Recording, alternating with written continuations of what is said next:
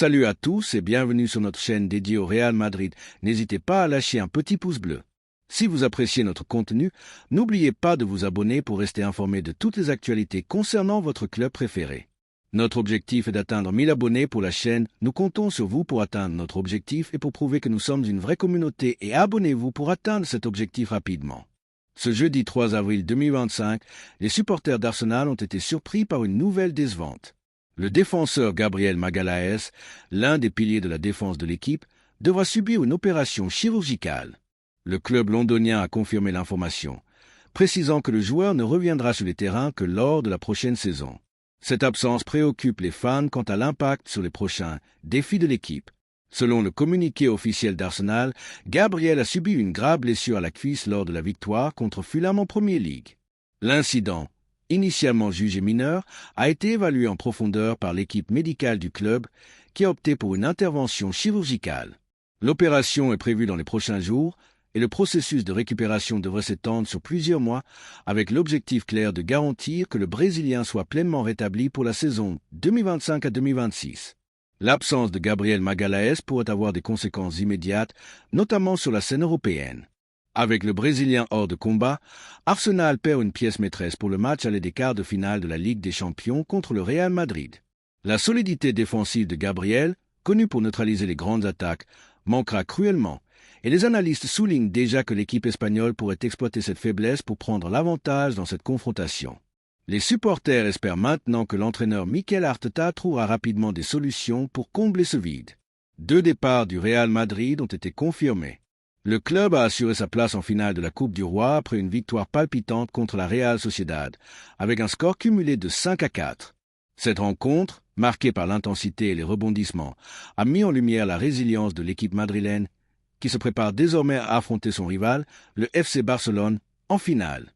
Bien que cette qualification soit célébrée, elle a également révélé des inquiétudes concernant les performances de certains joueurs et les défis auxquels est confronté l'entraîneur Carlo Ancelotti. Les préoccupations soulevées par Ancelotti concernent notamment la forme de David Alaba. Selon l'entraîneur, le défenseur autrichien manque clairement de rythme, accumulant les erreurs sur le terrain. Ancelotti estime qu'Alaba a besoin de temps pour retrouver sa condition physique et technique, ce qui en fait une option risquée pour des matchs décisifs comme la finale contre Barcelone. Cette situation inquiète autant le staff technique que les supporters, qui espèrent une défense solide. Un autre joueur sous les projecteurs est Lucas Vázquez, aligné à la place de Dani Carvajal, actuellement blessé. Vázquez n'a pas convaincu une grande partie des supporters. L'Espagnol n'a plus sa place dans l'effectif du Real Madrid et devrait quitter le club au plus vite. Ses erreurs sur le terrain et le manque de confiance des fans placent Ancelotti dans une position délicate, surtout avec la finale qui approche et le besoin d'un latéral droit fiable. Avec la qualification en poche, l'attention se tourne maintenant vers le Clásico contre Barcelone. Ancelotti devra faire face aux critiques sur les performances de joueurs comme Alaba et Vázquez tout en ajustant l'équipe pour éviter les surprises lors de la finale. Les supporters exigent des changements et réclament une composition d'équipe qui reflète le meilleur niveau des joueurs disponibles. Reste à voir comment l'entraîneur italien parviendra à équilibrer expérience et conditions physiques pour remporter le titre de la Coupe du Roi. La victoire contre la Real Sociedad, bien que serrée, maintient le Real Madrid en lice dans la compétition et ravive l'espoir d'un nouveau trophée. Cependant, le chemin vers la finale a exposé des failles qui ne peuvent être ignorées. Pour les supporters, la finale contre Barcelone est bien plus qu'un match, c'est une question d'honneur. Ancelotti doit trouver des solutions rapides et efficaces pour que l'équipe soit à son apogée, prête à surpasser son plus grand rival. Le match nul 4-4 entre le Real Madrid et la Real Sociedad lors du match retour des demi-finales de la Coupe du Roi en début de semaine a été une bataille qui a poussé les hommes en blanc dans leur dernier retranchement. Après 120 minutes d'une intensité pure, le Real Madrid a sécurisé sa place en finale de la Coupe d'Espagne. Cependant, cette victoire a eu un coût élevé, laissant des traces visibles dans l'effectif. Le marathon de 120 minutes contre la Real Sociedad n'est pas passé inaperçu. Le vestiaire meringué est épuisé, les joueurs ressentant le poids physique et mental d'un match aussi éprouvant. Avec peu de temps pour récupérer, le Real Madrid se prépare maintenant à affronter Valence dans un match crucial pour le championnat espagnol.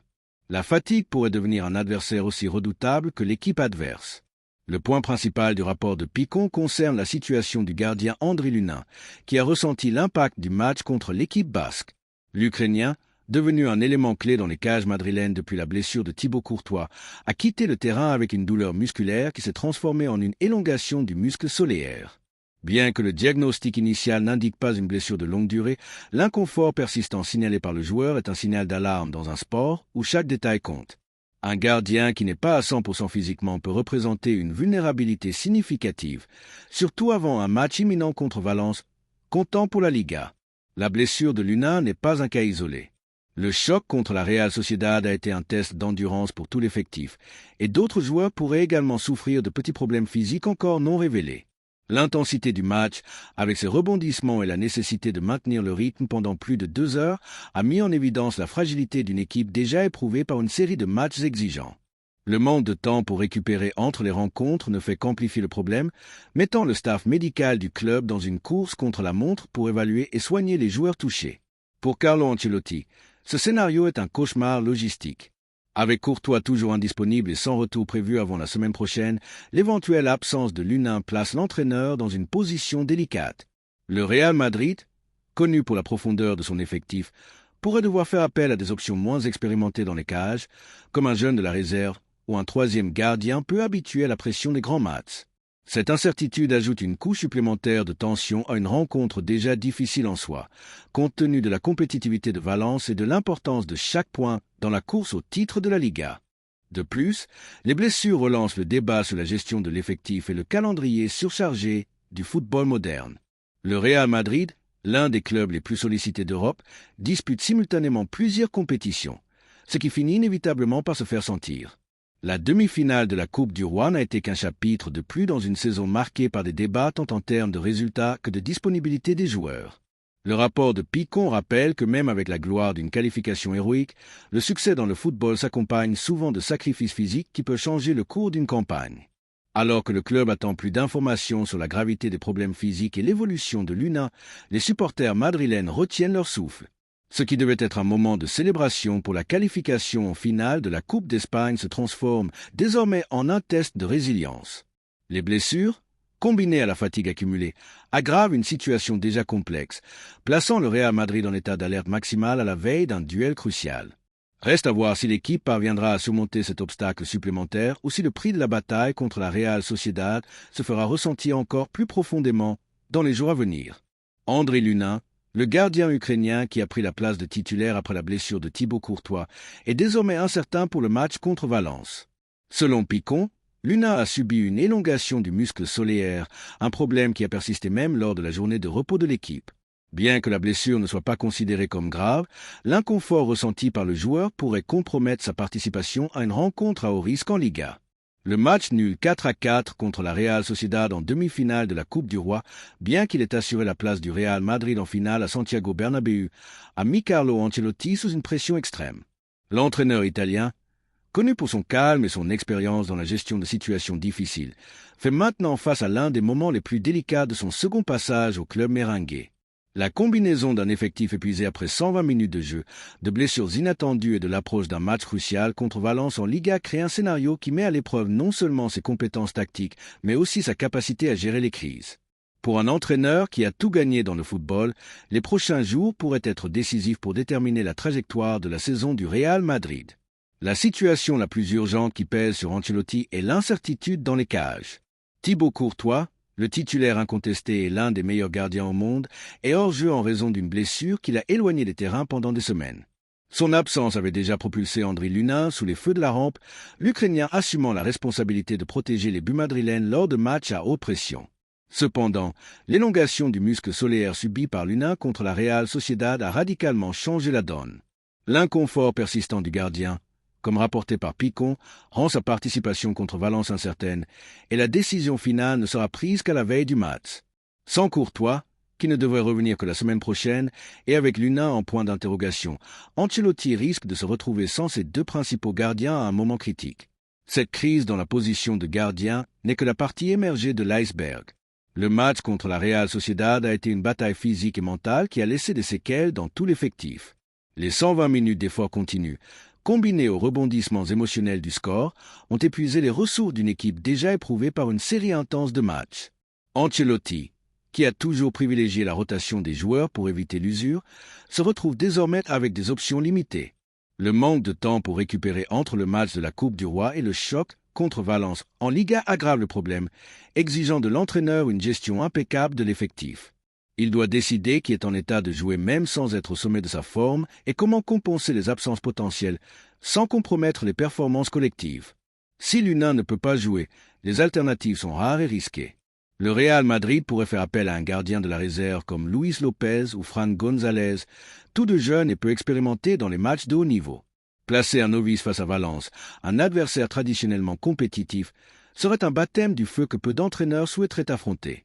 Une autre option consisterait à improviser un joueur de champ ou à précipiter le retour de Courtois, mais ces deux idées semblent improbables et désespérées. Ancelotti, connu pour son pragmatisme, travaille probablement en coulisses avec l'équipe médicale pour évaluer chaque détail de l'état de l'U1, dans l'espoir que l'Ukrainien puisse au moins être disponible même s'il n'est pas au meilleur de sa forme. Au-delà de la question tactique, il y a aussi un poids psychologique sur l'entraîneur.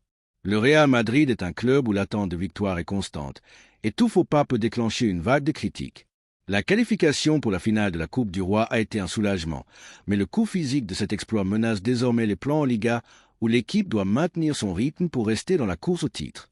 Ancelotti sait qu'un résultat négatif contre Valence, surtout s'il est influencé par des erreurs dues à des blessures ou à un manque de préparation, pourrait raviver les débats sur sa capacité à diriger l'effectif dans une saison aussi exigeante. Son expérience dans la gestion d'équipes étoilées et de situations de haute pression sera une fois de plus mise à l'épreuve. L'Italien doit également relever le défi de maintenir intact le moral de l'équipe. Un vestiaire fatigué et avec des joueurs blessés peut rapidement perdre confiance, surtout face à un calendrier sans répit. Ancelotti, avec son style calme et paternel, devra trouver les mots justes pour motiver ses joueurs tout en ajustant sa stratégie pour pallier les limites imposées par les circonstances. Il a déjà prouvé par le passé qu'il pouvait tirer le meilleur de situations difficiles, comme lors de la campagne victorieuse de la Ligue des Champions en 2022. Mais le contexte actuel exige une réponse encore plus rapide et précise. La pression sur Ancelotti ne vient pas seulement du terrain, mais aussi des supporters et de la direction. Le Real Madrid est une institution qui vit de gloire, et tout signe de faiblesse est scruté. L'entraîneur sait que le match contre Valence n'est pas une simple rencontre, mais un test de sa capacité à naviguer dans une tempête parfaite de blessures, de fatigue et d'attente. Si l'U1 ne se rétablit pas à temps et que l'équipe ne parvient pas à obtenir un résultat positif, les conséquences pourraient aller au-delà d'une simple défaite, affectant la confiance de l'effectif pour les défis à venir, comme la finale de la Coupe du Roi et la fin de la saison en Liga. Alors que le monde du football observe, Ancelotti travaille contre la montre. Sa décision concernant l'U1, la composition de l'équipe pour le match et la manière dont il gérera l'usure physique de l'équipe seront déterminantes. L'Italien a déjà prouvé qu'il était un maître dans l'art de transformer les adversités en triomphe, mais le scénario actuel est l'un des plus complexes qu'il ait récemment affronté. La séance d'entraînement avant le match contre Valence sera un moment clé où il pourra évaluer ses options et élaborer un plan pour minimiser les dégâts. D'ici là, la pression ne fait que croître et le destin du Real Madrid cette semaine repose en grande partie entre les mains d'un entraîneur qui doit plus que jamais démontrer pourquoi il est considéré comme l'un des meilleurs au monde. Merci d'avoir regardé cette vidéo et j'espère que cette vidéo vous a plu. N'hésitez pas à lâcher un petit pouce bleu, vous abonner à la chaîne et à activer la cloche pour ne rien manquer des prochaines vidéos. On se retrouve demain avec plus d'informations. Passez une bonne journée et à la prochaine. Ciao!